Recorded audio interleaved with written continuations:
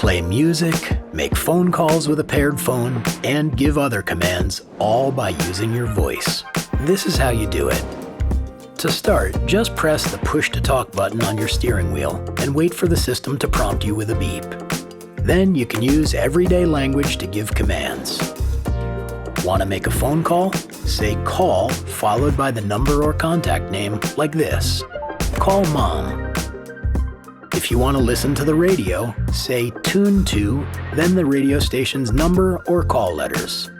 Tune to 95.5. Or if you want to play songs from a connected device, say play, then the song title, artist, album, or playlist. Play Road Trip Playlist. Going somewhere? Just say navigation followed by your next command, such as the destination you'd like to go to. Navigation 123 Main Street. If you're an iPhone user, press and hold the push-to-talk button to activate Siri. Wait for the prompt, then use Siri like you usually do to access your iPhone's apps.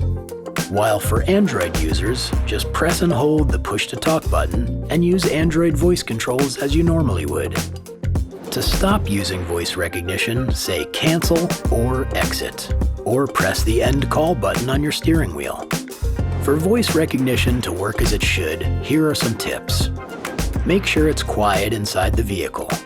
Close the windows and sunroof, and direct air vents away from the microphone. Speak naturally without pauses. Raise your voice level so the system can hear you clearly. And remember to wait for the beep before giving commands.